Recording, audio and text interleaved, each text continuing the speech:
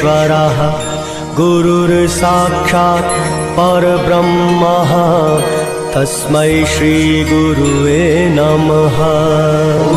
गुरुर्ब्रह्मा गुरुर्विष्णु गुरुर्देवो महेश्वरा गुरुर्साक्षात् परब्रह्मा तस्मै श्री गुरुवे नमः।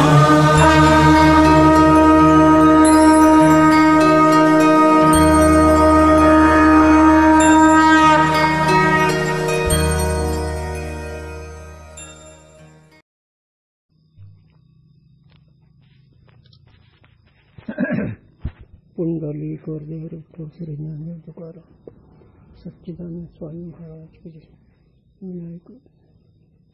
युवा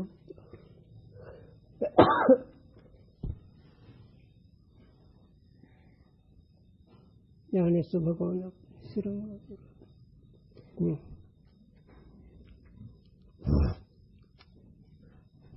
प्रश्न, स्वप्न की न्यायी स्वल्प कालस्थायी संसार होवे तो अनादि काल का बंध नहीं होवेगा। बंध निवृत्ति रूप मोक्ष के निमित्त श्रवणादिक साधन निष्फल होवेंगे।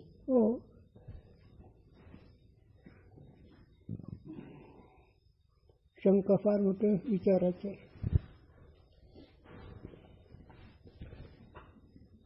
भावाचा विषय जर कळला तर ही शंका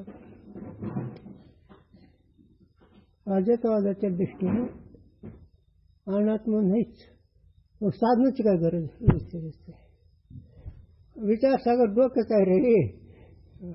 गुरुजींनी गुरु शंकर महाराज खंदारकरने सांगितलं, ज्याला सरस्वती प्रसन्न होती त्यामुळे विचारसागर प्रावकर गुरुजींनी सांगावं।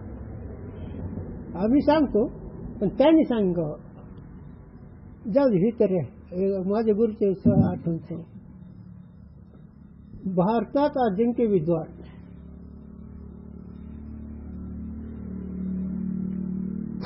काशीचे राजेश्वर शास्त्री।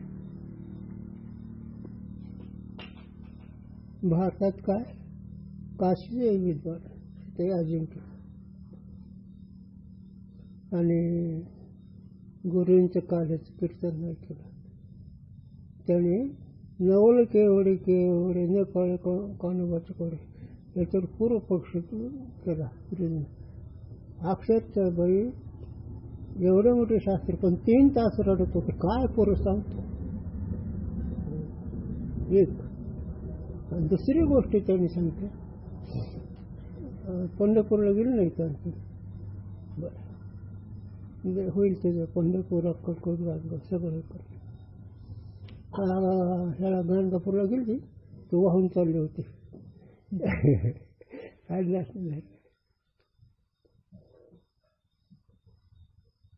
आणि पुंडलिकरायाचे दर्शन केलं। आणि महाघाट आहे, सरळ पांडुरंगाचे ते घाट चढू लागले ते शास्त्री। आणि बरोबर काही लोक होते तर त्यांनी सांगितलं, पुढे जगाचा मालक आहे, पाठीमागं आईसाहेब चंद्रभागा आहे, यांचं साक्ष मी सांगतो की ज्याने या पुरुषाची त्याला ऐकायचं शिल्लकच नाही राहील पाहिजे। मग ज्याला ज्याचे ज्ञान त्याला त्याची किंमत असते। ते मी का सांगितलं की दृष्टी सृष्टीवाद दृष्टीने जर नाही तर साधनाची काय गरज आहे, विषय हित आहे। ह्यात आहे का हा विषय? पण विचाराने मधले गाभा कळत असतो, वर्म कळतं, शास्त्राचं वर्म कळावं लागतं। त्याला एकच गुरुजी दर्शन देत होते मार्मिक, सुवासिनीबाई किती गडबडीचं असू द्या, कुठेही गावाला यायचं निघू द्या, पण कुंकाचं बोट लावल्याशिवाय निघतच नाही। तसं ही वर्म आहे। एखादा अलंकार नसेल पण कुंकाचं बोट लावल्याशिवाय ते निघतच नाही। तसं अध्यात्माचं वर्म कळल्याशिवाय लाभ नाही, ही त्याचं खूण आहे। बोलता येतं साधूंच्या किंवा व्यासाधिकाच्या तपानी किंवा त्यांच्या अनुभवाच्या शक्तीने कळतं, पण ती पत्र पाहिजे. चला आता ही वाच, आता ती सांगतो.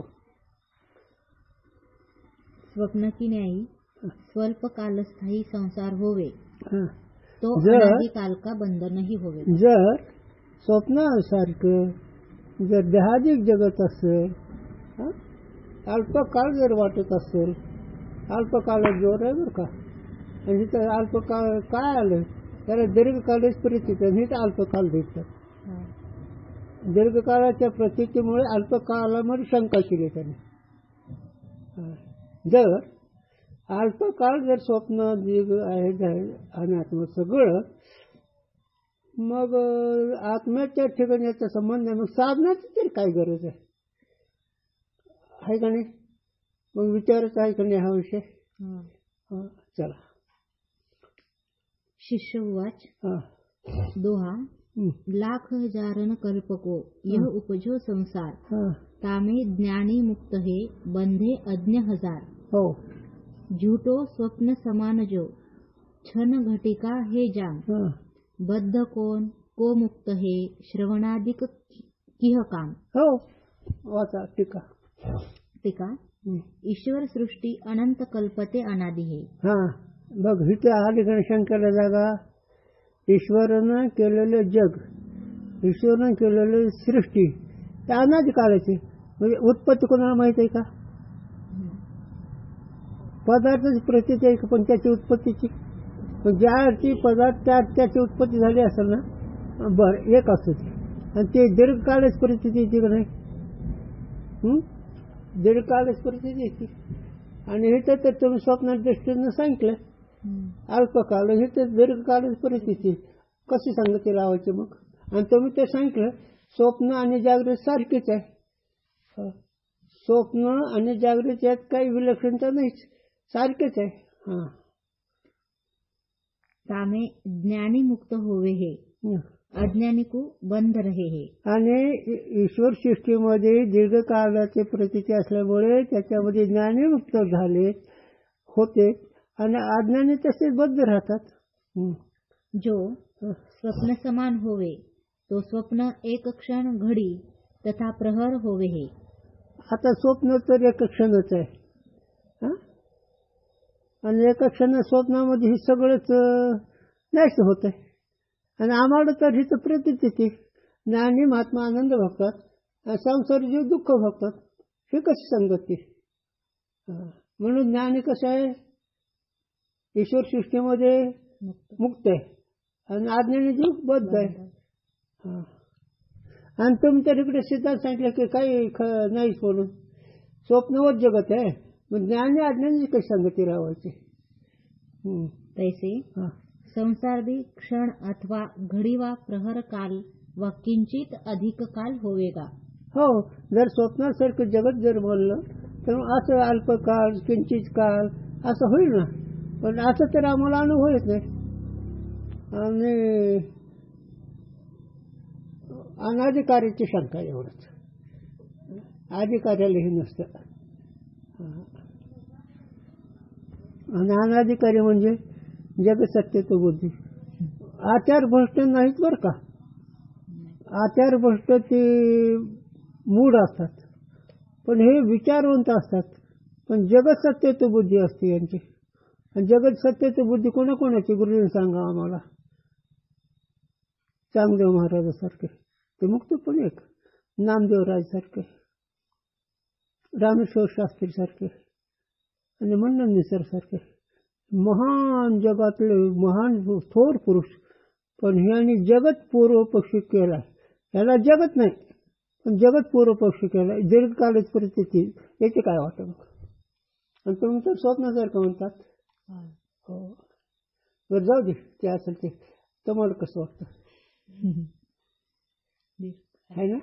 मग तुमचाच अनुभव लिहिलेला आहे. आणि इथे तर क्षणभंगुर, क्षणात नाहीच होते म्हणून क्षणभंगुर. कळतं का तुला वरायचं? काय म्हणले?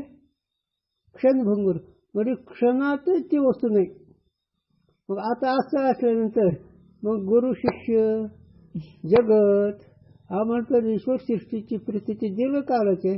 मग या दीर्घकालाच्या सृष्टीमध्ये ज्ञानी मुक्त आहेत आणि अज्ञानी बद्ध आहेत. आणि जर सगळेच आहे, जर सगळेच मुक्त होणं तर साधनाची काय गरज आहे?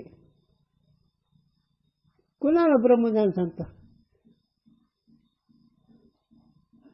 जर बद्धच नाही कुणाला ब्रह्मज्ञान सांगता? चला. स्वप्न की न्यायी स्वल्प कालस्थायी संसार होवे तो अनादि काल का बंध नहीं होवेगा. जर स्वप्न अनादि काळासारखं नाही, क्षण मात्र जर आहे तर अनादि काळचा बंध कसं सिद्ध होईल? तुम्हाला जन्म मरण कधीपासून आहे? तुम्हाला आईबाप किती दिवसापासून आहेत? मग आहे की नाही खरेपण शंका? पण हे अज्ञानी लोकांची शंका आहे, साधूची नाही, याची नाही. बंध निवृत्ती रूप मोक्ष के निमित्त श्रवणाधिक साधन निष्फल होवेंगे. जर स्वप्नासारखं जगत जर म्हणला तर जे श्रवणाधिक साधनं ती सुद्धा निष्फल होते. साधनं करायची गरजच नाही ना. का? दुःख नाही म्हणल्यावर डॉक्टरची काय गरज आहे? आणि हे त्याच्यावर आमचा जीव चालला होर पडतोय. हो, तीव्र ताप पोळला. हो, मानसिक ताप वेगळा, शरीरात ताप वेगळा, लोकांचा ताप वेगळा, दैवाचा ताप वेगळा, असे संपत्तीचा ताप वेगळा. तुम्ही याला क्षण मात्र म्हणता. जर क्षण मात्र म्हणले तर साधण्याची गरज नाही. चला. गुरु यद्यपि पूर्व उक्त सिद्धांत में बंध मोक्ष वेद गुरु अंगीकार नहीं, किंतु चेतन नित्य मुक्त है. अविद्या के परिणाम चेतन में नाना विवर्त होवे है, ताते आत्मरूप की किंचित मात्र भी हानि नहीं. देहात्म्याची भीती ही सफाई निर्जीव गोटी कधी वारे वाळूची गाठी कधी होय. देहाचेच आत्म्याने भेट म्हणून ही सबसे गोष्ट चुकीची. त्याला एकच उदाहरण सिद्धांत सांगणार मी, पण हे पाठीमागचा विषय विस्ताराने सांगतो. अंधाराचे उजाडच भेट आहे का? तसे आत्मचेतन स्वरूप आणि संसार ही त्याचा किंचित संबंध नाही, आहे का नाही? हो, माऊली म्हणतो ना, तेव्हा त्याचा प्रश्न न झाला प्रपंच आहे परब्रह्म. प्रपंच नाहीच. केव्हा प्रपंच झाला होता हे समूळ मिथ्या होता. मात्र आमचा प्रपंच झाला हे समूळ मिथ्या होता. सबसे चुकीची गोष्ट आहे. मिथ्या म्हणजे नाहीच असं जर आहे तर, असा जर तुमचा सिद्धांत आहे तर साधत कशाला मग ज्ञान कर्म उपासना ह्याची काय गरज आहे? जर अल्पकाल स्वप्नासारखं जगत आहे तर यद्यपि हे म्हणतात, काय म्हणतात? चला वाच. बंध मोक्ष वेद गुरु अंगीकार नाही. आता काय काय अंगीकार नाही? बंध नाही, वेद नाही, गुरु नाही, साधना भी नाहीच की. मग किंतु चेतन नित्य मुक्त है. चेतन कसं आहे? नित्य मुक्त. सूर्याच्या स्वप्नात अंधार आला का? आणि हा सिद्धांत अनादि कार्याला जर कळला तर भ्रष्ट होतो. हो, भ्रष्ट होऊन त्याच्या आचाराला मिळच लागत नाही. मग देहाचा आपला संबंध नाही, मग कसं का वागणं नाही का? असं एक खूप लोक वायाला गेलेत. म्हणून की आत्म्याच्या ठिकाणी चेतनाच्या ठिकाणी अध्यात्मिक कार्याचा संबंध थोडा सुद्धा नाही. वेद गुरु त्याच्यावर टिप दिली. यहाँ यह अभिप्राय है, इस दृष्टि सृष्टिवाद में एक जीव के अंगीकारते अन्य जीव रूप गुरु किंवा शिष्य का अंगीकार नाही. हा, काय म्हणते तिथं वाचते पंक्ती. आता यहाँ इस दृष्टि सृष्टिवाद में, दृष्टी सृष्टिवादामध्ये एक जीव के अंगीकारते, जीव किती त्यांच्या वादात? एक आहे ना. आणि बाकीचे जीवाभास आहे. म्हणजे एक जीववादाच्या दृष्टीने गुरु शिष्य ही हा आणि हे सिद्धांत मुक्त ओलिकाराचं मत आहे. सांगू का थोडस? हे तू सांगतो. जीवाच्या दृष्टीने ईश्वरन जगत सिद्ध आहे. ईश्वरनं जग केलंच नाही. जीवाच्या संकल्पात ईश्वरन जग आहे. केवढा सिद्धांत आहे साधूंचा. आणि याला नेहमी वय आम्ही तुम्हाला सांगतो आपल्या अज्ञानासाठी. मग जीवाला स्वतः अज्ञान आहे का नाही? मग स्वतः अज्ञान जीवाला असल्यामुळे त्याच्या बोलून सगळं आलं का नाही? मग जीव आहे का ईश्वर आहे? हा म्हणून दृष्टीसृष्टीवादाच्या दृष्टीनं एक जीववादाच्या दृष्टीनं हे जगत ही जीवाभाषी सगळंच अनात्म आहे, मिथ्या आहे. आता समज गुरुजी सांगावा तू द्रष्टा झालो तर आम्ही कसे हो? गणित तू द्रष्टा आहे तर आम्ही कसे झालो? दृश्य म्हणजे मिथ्या झालो का नाही? है ना? मी द्रष्टा झालो तर मग कसं ठरलं? मिथ्या है ना? एक जीव आजाच्या दृष्टीनं त्रिभुवन त्या कक्षात आहे. का साधूंचे विचार आहे हे नाही लौकिकच्या दृष्टीने रे. परमार्थ सुद्धा कळलं तर असं नाही कळलं तर मग असंच. आणि एक जीववाद ही खरा आहे. याला एक उदाहरण सांगतो. गुरुजींनी सांगा कर्ण उदार जगात तेवढं करून होऊन गेला. एक उदाहरण सांगतो. आणि दुर्योधनाची का दुःशासनाची बायको रथात बसून चालली आणि कर्ण असा उभा होता. आणि एक ब्राह्मण आता सगळा खेळ बरोबर ह्याचाच आहे. ब्राह्मण रूप घेतलं म्हणजे माझ्या घरी मोहन जाईल करायचे काहीतरी. भाऊजाई चालली होती. रथावर गेले की सगळे डागणे घेतले काढून दिले ब्राह्मणाला. मग ह्याच्या समोर धर्मच होता का भाऊजाई का काय? तसं एक जीववाद असतो. आता हे तर रंग ते गेले मग तुमचे भाऊ झाला म्हणजे असं असतं का तसं. मग ते म्हणला दुर्योधन माझं नशीब तुला दान केलं नाही. म्हणजे कर्ण तेवढाच उदार होऊन गेला जगात. आणि भीष्माचार्य प्रतिज्ञावर तेवढेच होऊन गेले. तसं तुकोबारा एकच होऊन गेले, ज्ञानोबारा एकच होऊन गेले, तसे गुरुजी एकच होऊन गेले. संताचं हे नसतं रत्नाची खाण नसते, कोळशाच्या खाणी आहेत. म्हणून टिप्पणीमध्ये एक जीववादाच्या दृष्टीनं सगळं जीवाभास आहे. गुरु शिष्य एक जीववादाच्या दृष्टीनं आहेत. कारण एक जीवात तरी कोणी सांगितलं कोणी केलं थांबा. एक जीवात तरी सांगितलं का नाही? मग सांगणारे महात्मा आहेत ना आणि ऐकणारे साधे कसं आहेत ना. मग एक जीवादाच्या दृष्टीने म्हणून गुरु शिष्य देवभक्त पती पत्नी पाप पुण्य सुख दुःख हे जवळ आहेत. पण दृष्टीवादाच्या दृष्टीने नाहीच. आम्ही तुम्हाला सांगतो तुम्ही दृष्टावले आम्ही मिथ्या ठरलो का नाही. चला. किंतु स्वप्नगत एक मुख्य जीवते भिन्न अन्य जीवाभास की न्यायी अन्य जीवाभास प्रतीत होते हे. चला अनुभव करायचा. स्वप्नामध्ये सुख दुःख कोणाला? स्वप्नातल्या लोकांना का तुम्हाला? स्वप्नातल्या हा स्वप्नात सुख दुःख अनुभव तुम्हाला होतो. स्वप्नात सुख दुःख नाहीच ना. त्या सुख दुःखाचा भ्रम आहे. सुख दुःखाचा स्वप्नामध्ये भ्रम आहे. कारण अल्पकालामध्ये ही सगळं घटना घडते. ही तुमच्या स्वरूपाच्या न कळण्याने स्वप्नात सुख दुःख स्वप्नासारखंच आहे. पण तिथं तुम्ही एकटेच जीव आहात, बाकी जीवाभास आहे. तिथं हत्ती घोडे माणसं परत जीवाभास आहे का खरं आहे?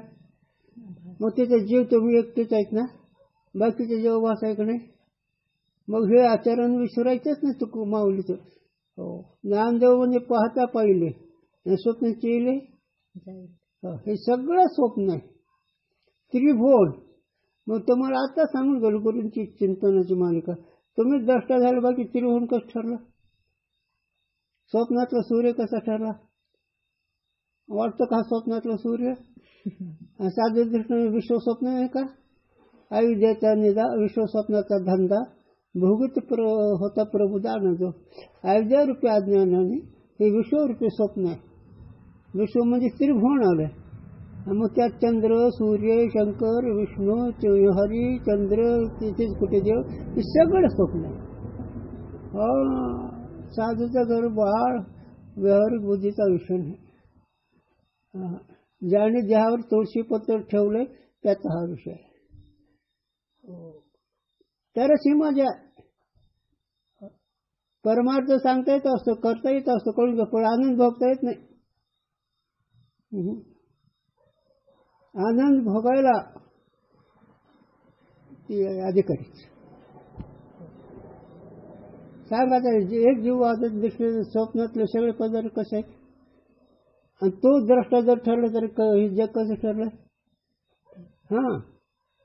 इतकं निश्चय करून लोक राहते व्यवस्थित चालवायचे. म्हणून काल मी सांगितलं तत्वनिष्ठा स्वतः अनुभव आहे. स्त्रीपणामध्ये निष्काम जर असेल तर स्वतःचाही उद्धार होतो आणि दुसऱ्याचाही करता येतो. असं म्हणून एक जीवादाच्या दृष्टीने सगळं कसं आहे? काय त्रिभुवन, सप्तसमुद्र, सप्त पाताळ, 21 स्वर्ग, हे शब्द नाही, कसे स्वप्न आहे. म्हणून ज्ञानदेव म्हणे पाहता पुढं मग ज्ञानेश्वर म्हणतात आम्हाला काय गरज आहे? अरे तुमच्या करता येते, त्यांना काय करायचं? पण गुरुजींची आठवण, गुरुजींनी सांगावं आईचा पाना त्याला लेकरू असलं म्हणजे ती पाण्याचा उपयोग होतो. तसं साधक ही लेकरू आहे. म्हणून जे जेव शुद्ध उदार प्रसिद्धी अनावत आनंदी औषधी. म्हणून ज्ञानोबारायांनी श्री गुरु आईची उपमा दिली. चला बरोबर सांगतो का रे मी? फक्त एवढं थोडं कळण्याकरता साधूंच्या वाक्याचा विचार करतो. तैसेही आभासरूप गुरु किंवा शिष्य हे तीच गुरुविषयी ईश्वर भावपूर्वक भक्ती करीते, सो भी स्वप्न गुरु के भक्ती की न्यायी मिथ्या है. हो, आता स्वप्नातले गुरु गुरु भासच आहे ना, पण त्याला जर ईश्वर भावने भक्ती केली तर शक्ती वाढते. स्वप्नातले गुरु आहेत ना, आता त्याच्यापेक्षा जर तो पुढे गेलास आहे ना, गुरुपद जर प्राप्त झालं मग सत्य कमीच आहेत. गुरुचं स्वरूप जर कळलं तर सत्य कमीच आहेत. चैतन्यम शाश्वतम शांतम योमातीतम निरंजनम नाद बिंदू कलातीतम तस्मै श्री गुरु नमः. मग जर शिष्य मुक्त झाला तर त्यांच्या दृष्टीने सगळं जग हे सगळं कसं ब्रह्म आहे. ब्रह्मरूप भाव रिता नाही ठाव प्रथम तो देव काही सांगा. पण ते साधक मुक्त झालं तर नाही, तर अभ्यास करता वेळेस हे सगळं मिथ्यावर. तरी पण स्वप्नात जरी गुरु असलं, मन बाबाजी आपले सांगितलं काय स्वप्नामध्ये काय काय सापडलेल्यावर जाता जगणं नसतं काय, असं एक चरण नाही, एक मन नाही. स्वप्नामध्ये सांगितलं महाराजांनी तुकोबारायाला, स्वप्नामध्ये बाबा चैतन्य सांगितलं काय तर ते जाऊ दे. म्हणून साधक अवस्थेमध्ये स्वप्नात एक साधू संत श्री गुरु ही सुद्धा पाहत आहे, पण त्यांची जर भावना त्यांच्याविषयी पूज्य भावना केली तर ते मुक्त करतात. या पक्ष में जीव ईश्वराधिक छट पदार्थ स्वरूप से माने है. आता इथं ह्या पक्षामध्ये जीव, ईश्वर, माया, अविद्या, संबंध आणि ब्रह्म असे 6 पदार्थामध्ये त्याच्यामध्ये 5 अनादी शांत आहेत. अनादी म्हणजे उत्पत्ती आहेत, पण विचाराने नाहीच होणार आहे. मात्र ब्रह्म मात्र उत्पत्ती नाश रहित आहे, ते काही मत. मग आता तुमच्याकडे अंगावर टाकतो. साक्षी चेतन जन्मरण आहे का त्याला? उत्पत्ती नाश आहे का त्याला? सुख दुःख आहे का त्याला? सच्चिदानंद आहे का नाही? मग सच्चिदानंद म्हणल्यानंतर सच्चिदानंद एक आहेत का अनेक आहेत? एक. आणि एक म्हणल्यानंतर बाकीचे कसे ठरले? हा, मग आता जर शिष्य गुरुपदात जर गेला तर त्याचं दर्शन सगळं कसं राहिलं है ना. पण अभ्यास करता वेळेस गुरुला कोणतं स्वरूप देता येतं? म्हणून गुरुजी माझे माणूस आहे, मला तुम्ही ओळखत नाहीत, कारण साधू तुम्ही ओळखत नाही. साधू म्हणजे 3.5 हातात डबडं. साधू म्हणजे ती बोलणारी शरीर मन. साधू कोणाला म्हणायचं? तर कबीर महाराज, अरे साधू साधू क्या होता है? साधू अब भय साधू जग में कोट बळतात, न तर सप्त समुद्र के पार. तो जर साधू झाला सगळं जग साधू आहे, आणि तो जर नाही साधू मग साधू सप्त समुद्राच्या पलीकडे. त्याचं नाही, ते तुझ्यावर आहे सगळं. हा, सगळं कशावर आहे? तुझ्यावर. मग आता एक जीव वाद काढला का नाही? तो द्रष्टा झाला बघ कसं ठरले है ना. चला, म्हणून साध्या काळात म्हणजे गुरु शिष्य जरी मिथ्या वाटले तर त्यांच्या ठिकाणी ईश्वर भाव ठेवला तर त्याच्याकडून तुझं काम होतं. हा, तिनके मध्य ब्रह्म की परमार्थ सत्ता है. आता त्याच्यामध्ये जे 6 नादी सांगितले त्याच्यामध्ये ब्रह्माधिष्ठान त्यांची परमार्थिक सत्ता आहे, आणि परमार्थिक सत्ता म्हणजे त्रिकाल अबाधित.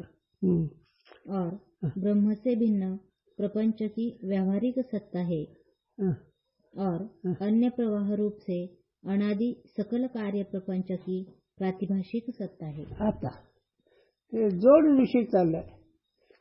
ब्रह्मचैतन्य सोडून व्यावहारिक सत्ता जगाची, पण प्रवाहरूप जर म्हटलं त्याचे प्रतिभा सत्ता. प्रवाहरूप म्हणजे कसं वाहते का नाही? गुरुजीने सांगावं, आपण सांग. झाडाची वाढ कळती का रे? झाड वाढते का नाही? पण त्याची वाढ खरी का खोटे? तसं आता त्याला इकडे या, जवळ या. संकल्पाचा प्रवाह खरा आहे का खोटा आहे? हा, मग संकल्पाचा प्रवाह मांडणं ही प्रातिभाषिक आहे. तुम्हाला संकल्प खरा वाटतो नाही? मी आज 10 वर्षापासून लक्षात ठेवलं ही काय म्हणलं ते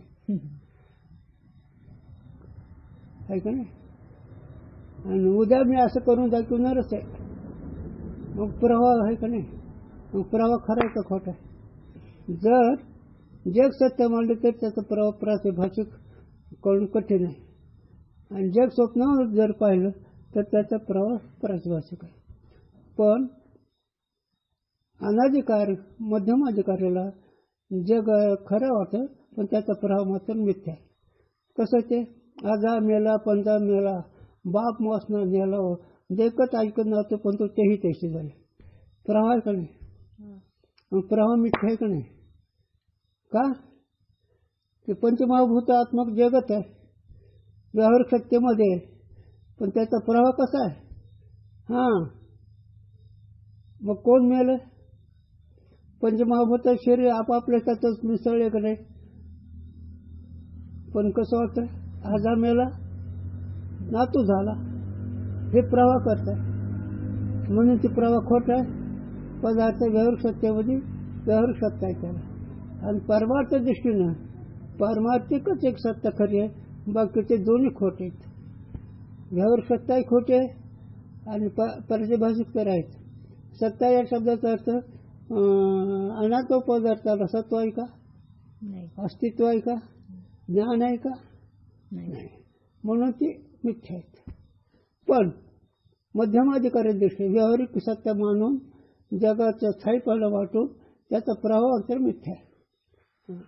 याते उत्तरोत्तर अध्यास के कारण पूर्व अध्यास के ज्ञानजन्य संस्कार की आश्रयभूत अविद्या के विद्यमान होने से और ईश्वर के विद्यमान होने ते हो क्षणिक विज्ञानवाद की किंवा अनिश्वरवाद की प्राप्ती अधिक दोष नाही. म्हणजे ईश्वर नाही आणि क्षणिक विज्ञानवाद म्हणजे एक नास्तिकाचा विचारवंत आहे. त्यांच्या दृष्टीने ते बरोबर आहे. त्यांच्या दृष्टीने क्षणिकम स्वलक्षणम. आता हे जगत आम्ही लांब नाही.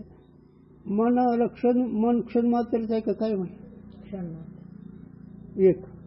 आणि आजूबाजू दृष्टीने मन आहे का नाही क्षण. म्हणून हे सगळं व्यावहारिक दृष्टीनं आहे पण प्रवाह दृष्टीनं नाही. प्रवाह दृष्टीनं सांगतो तुम्हाला. गुरुजी सांगा केस वाढतेच का वाढत नाही. नक वाढतेत ना. बरं मग नकामध्ये सत्ता स्फूर्ती. नक काढतात नक रडतात का. बरं नक असताना नकात सत्व आहे का. तसं जग आहे का नाही. हां गुरुजीने सांगा नाही उठला केस फुटला. नाही उठला की लगेच केस निघतो. मग केस खरा आहे का खोटा आहे. खरा असता तर ते तुम्हाला सुख दुःख दिलं असतं त्याने. आणि खोटा जर असता उगवला नसता मग खरं म्हणजे अनिर्वचनीय. स्वरूपाने ग्रहण ज्ञानाने बात. तसं जगत ईश्वर व्यवहारिक सत्तेमध्ये प्रभावरूपाने खोटे आणि पदार्थ सत्यबुद्धीवरून सत्य वाटतात. आणि आध्यात्माच्या दृष्टीनं वस्तू नाही त्याला प्रभाव कुठलं काय पण हे कळत नाही. म्हणून साधूने 6 अनादे सांगते. ब्रह्म अनादे अनंत आहे. ब्रह्माची उत्पत्ती नस नाही. बाकीच्या पदार्थाची उत्पत्ती नाही पण पदार्थ मानल्यामुळं त्याची उत्पत्ती सांगायची आणि विचाराच्या दृष्टीने मिथ्या ठरते. आणि व्यावहारिक सत्याच्या दृष्टीने प्रवाह मिथ्या आहे. आणि हे येईल आता तुला आलायचा ग्रंथ त्याच्यामध्ये आला असेल हा विषय. यह अर्थ अद्वैत सिद्धि में मधुसूदन स्वामी ने लिखा है. हा विषय कुठे दिला. अद्वैत आदेव सिद्धी. माझ्याकडे आदेव सिद्धी आहे बरं का भामत आहे. आणि ते ब्रह्मसूत्र त्याच चिंतन घेतो आता. टीप झाली आता. अविद्या के परिणाम चेतन में नाना विवर्त है. म्हणून अविद्येचे जे परिणाम अविद्येचे परिणाम जगत आणि त्याच्या अधिष्ठान चैतन्य ठिकाणी विवर्त आहेत. पण हे विवर्तक पदार्थ चैतन्याला अनेक रूपाने वाटतात. सगळ्या ठिकाणी चैतन्य करणं ज्ञानदेव प्रवणात्मा सर्व घटी पूर्ण. आता हे आत्म्याच्या ठिकाणी हे सगळं ज्ञान तो विवर्त एक रूप आहे वेगळं आहे. कसं ठिकाणी चेतन आहे. वर्ग ठिकाणी चेतन आहे. तुमच्या ठिकाणी चेतन आहे. पण हे एकच चेतन सगळ्या ठिकाणी आहे. पण हे सगळे पदार्थ त्याच्या ठिकाणी विवर्त आहेत तिकडे म्हणजे वेगळे आहेत का नाही. आत्मा सगळ्या ठिकाणी वेगळा आहे का. मग सगळ्या ठिकाणी आत्मा एक असून सगळं आत्मा आहे का. आत्म्याने वेगळे आहेत सगळे. सगळे जे पदार्थ आहेत ते आत्म्याने वेगळे आहेत का. वेगळे आहेत ना. विचाराच्या दृष्टीने आत्म्याने वेगळे आहेत. आणि आत्मस्वरूप कळलं दुसरी वस्तू सगळं जगत आत्मा आहे. विचाराच्या दृष्टीनं दुसरं माऊली दर्शन दिलं. सोन्याचे अलंकार नाणे आहेत का नाही. आणि सोनं सगळ्या ठिकाणी एक आहे का नाही. मग एक सोन्या ठिकाणी सगळं आहे का. सगळं कल्पित आहे. बरं अनेक हे आहेत वस्त्र शर्ट टोपी धोतर त्याच्यावर तंतू एक आहे का नाही. मग तंतूमध्ये हे आहेत का. तंतूमध्ये पट उपर्ण त्याला काय आहे का नाही. पण तंतू सगळ्यामध्ये एक आहे का नाही. मग आता त्या तंतू न कळल्यामुळे हे तंतू तुम्हाला अनेक रूपात वाटतं. मग तंतूच्या ठिकाणी याचा काही संबंध आहे का. तसं आत्मस्वरूप एक आहे तो आत्मस्वरूप एक आहे आणि त्याच्या ठिकाणी हे नाना तो जिथे विवर्त आहे. विवर्त म्हणजे वेगळा. लक्ष आलं का? हा. मग आता म्हैस कोण आहे? म्हशीच्या ठिकाणी चेतन आहे का नाही? पण म्हैस चेतन आहे का? म्हशीच्या ठिकाणी चेतन आहे. म्हणून गुरूंचं एक चिंतन प्रपंचात परमार्थ आहे, पण परमार्थात प्रपंच नाही. वाक्य गेलो गुरुचं प्रपंचामध्ये परमार्थ आहे, पण परमार्थात प्रपंच नाही. त्याला पावलं होती या उपाधी माझी गुप्त नामरूप उपाधी आहे. चैतन्याशी सर्वगत चैतन्य सगळ्या ठिकाणी, पण तेच तत्वज्ञ संत शिवकर, पण ती तत्वज्ञ जे असणारे ज्याला सच्चिदानंद ज्ञान तेच चैतन्य रूपाने पाहतं, नामरूप बाजूला ठेवतात. त्याला द्रष्टात माऊली दिला. तूप कशामध्ये आहे, कशा तुपात काय काय नाही. दुधात, दह्यात, लोण्यात, तुपात काहीच नाही. त्याचा परमार्थ सगळ्यामध्ये आहे, पण तुपामध्ये काही नाही. तसंच चेतन स्वरूप आत्मस्वरूपाने सगळ्या ठिकाणी एक आहे, पण चैतन्य आत्मस्वरूपात ठिकाणी काही नाही. म्हणून अशी नजर यायला पाहिजे. आणि ही नजर आली तो जीवनमुक्त होतो. त्याला जन्म मरण नाही, त्याला सुखात विकार नाही, त्याला चिंता नाही. चला दाते आत्मरूप की किंचित मात्र भी हानी नाही. म्हणून ही विवर्त जरी असलं तर आत्मस्वरूपात ठिकाणी आत्मस्वरूपात ठिकाणी किंचित सुद्धा विकार नाही. सूर्याच्या ठिकाणी किंचित सांगतो माझी गुरुने सांगावा. रडे पडे डोळे साधू रडतोय पडतोय नाट्य करतो, पण स्वरूपात विसरत नाही. बरं जाऊ दे, ह्याच्यापेक्षा पुढे सांगा. बोलती चालती देखती ऐकती सर्वत्र श्रीपती त्यांच्या दृष्टी. सासरे माहेर सासू सासरातील देखती त्या भरतात हरीच्या रूपे. सांगायचं काय ते? हो, निळवारेचं म्हणणं आहे बोलती चालती पण सगळा व्यवहार करतात. देखती ऐकती सगळे इंद्रियाचे व्यवहार. सर्वत्र श्रीपती त्यांच्या दृष्टी व्यापक अन्वय. देखती त्या भरतात हरीचे. मग भरत का हरी आहे? हरी. हा, हरी. नामरूप भरकार आहे. नामरूपामध्ये हरी. मग तसं सारिकामध्ये चेतन आत्मा आहे का? आत्म्यामध्ये सारिका आहे. तू ह्या सारिका या नामरूपाच्या कव्हर मध्ये आत्मा आहेस ना? हा. पण आत्मा ठिकाणी नामरूप आहे का? नाही. आहे का नाही? ठीक आहे, आता इथपर्यंत आला. आता त्यात थोडं माग चिंतन. त्याची वाढ कळली का तुम्हाला? पण वाढ मिथ्या आहे आणि हे व्यवहार दृष्टीने अस्तित्व गेला.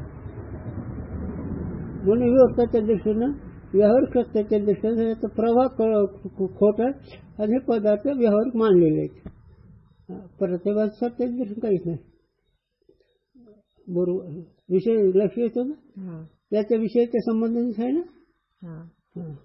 आत्मा सदा असंग एकरस है ना. आत्मा सदा असंग आहे आणि एक रूप आहे. सांगतोस जरा वर बघा.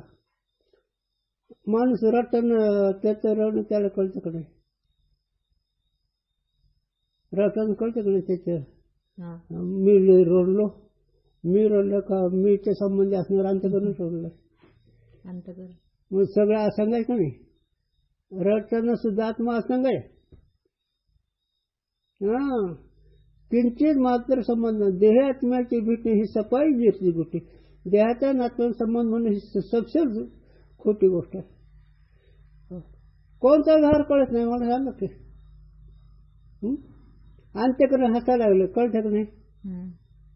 अंत्यकरण रडायला लागलं कळतं का नाही? मग जे कळलं ते ज्ञान स्वरूप आत्मा आहे का नाही? मग आत्मा रडतो का हसतो? आत्मा रडत नाही, हसतोच नाही. मग किंचितही संबंध नाही. कशाचा संबंध नाही? नामरूप जगाचा. कोणाशी? पण आत्मा असं ना त्याचेच, पण संबंध त्याला दर्शन कोणतं दिलं माऊलीनं? म्हणतो पैसे घे वायावरचं कथा हा, ज्याच्यात आत्मज्ञान येईल तेच आहे, बाकीचं वायावरचं कथा ऐकू नको.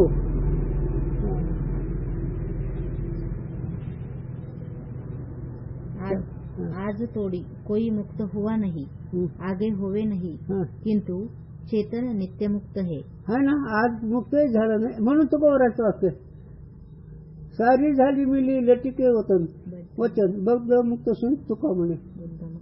बद्ध म्हणणं आणि मुक्त म्हणणं याला गुरुजींनी म्हणावा. गुरुची भाषा सांगू का, त्याचा अर्थ वेगळा होईल का? लग्न केलेलं बरं आहे का ठेवलेली बरी? दोन्ही गाड आहेत. तसं ज्ञान चांगलं आहे का अज्ञान चांगलं? ज्ञान अज्ञान नाही, जाणीव म्हणजे जाणीव का ज्ञान रूप आहे म्हणून जाणीवची काय गरज आहे? आणि जगाचा संबंध नाही म्हणजे जगाचं काय गरज आहे? आणि हे मिळवायचं बरं का. आणि हे वृत्ती बुद्धीचे वैभव ते हित, त्याचे सण तिचं वैभव, तिचा थोरपणा, तिचं ऐश्वर, तिची शक्ती याच्याशिवाय नाही.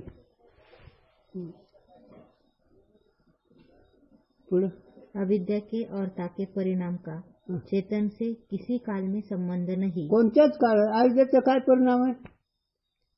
सुख दुःख जन्म मरण नाते गोते हे सगळं अविद्याचा परिणाम आहे. हागणं मुतणं अविद्याचा परिणाम आहे. खाणं पिणं अविद्याचा परिणाम आहे.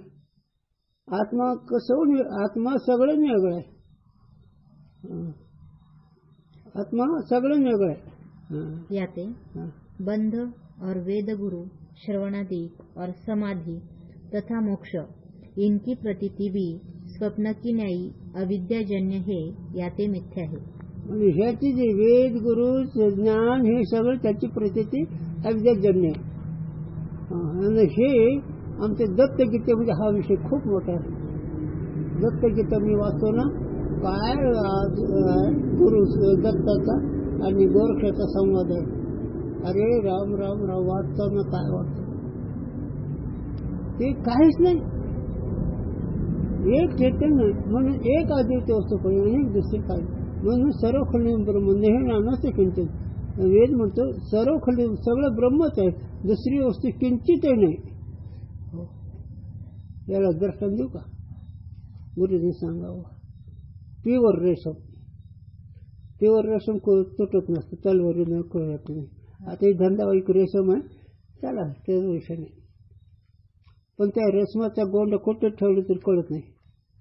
पण त्या रेशमाचा एक रस तंतू डोळ्यात खपत नाही, डोळ्यात रेशमाचे तंतू खपत नाही. तसं ब्रह्माच्या ठिकाणी जग नाही, नुसतं ब्रह्मच आहे. आत्म्याच्या ठिकाणी दुसरी वस्तूच नाही, अनात्म संबंधाचा लेश सुद्धा नाही. म्हणून जन्म मरण नाही, सुख दुःख नाही, काहीच नाही. एक तू परमात्मा रूप देवचे बरे, देवचे बरे. तू का म्हणे तू कोरायचं खरं कुणाचं? त्यांना उत्तर द्यावं. त्यांचं खरं आम्ही विश्वासाने मानतो, पण आमचा अधिकाऱ्याला होती फल होईल. त्यांचं खरं आहे. देवाचे याच्यापेक्षा दुसरं एक वाक्य आहे. देवाचं बरं ह्याच्यापेक्षा केवळ दुसरं एक वाक्य प्युअर याच्या श्रेष्ठ. तुका म्हणे हा तो स्वय परब्रह्म.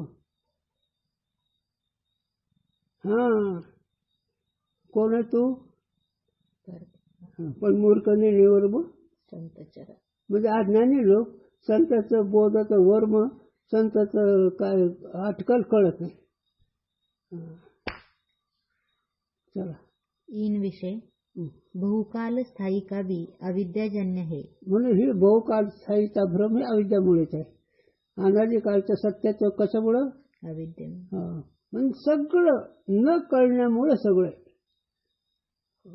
न कळणं हे तुम्हाला कळू देत नाही. अशी गंमत आहे. जरा विटी तुझ्या भजनार दाविती प्रपंचाचे कोड. विटी तुझ्या भजनार दाविती प्रपंचाचे कोड. मेली मूर्ती नेणू किती हाच लाभतायच्या संगती. मग हे त्यांचं आढळणं खरं वाटतंय का साधूचे विचार खरे वाटतात?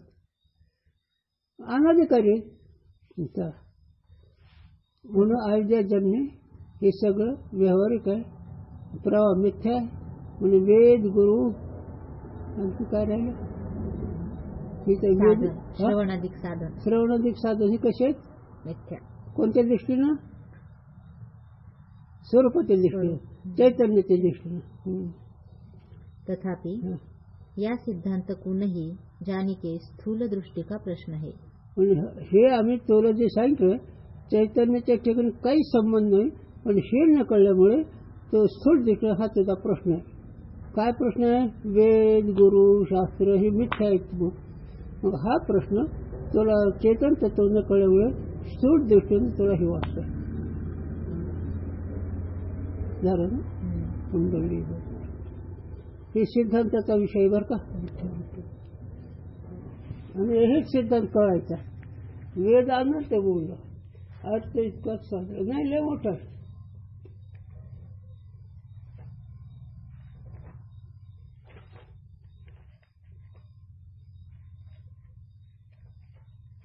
अगोदर हे सिद्धांत दृढ करतात आणि मग साधनाचे विचार सांगतील. पूर्व पक्ष उत्तर पक्ष अगोदर सिद्धांत दृढ करायचा. गुरुजींनी सांगा मुलीचं घर, आई बाप त्या मुलाचं काय वर्तन आहे, त्याचं नाते गोते कुठे आहेत, त्यांचं खानदान कसं आहे, आणि नंतर मुलगी देतात.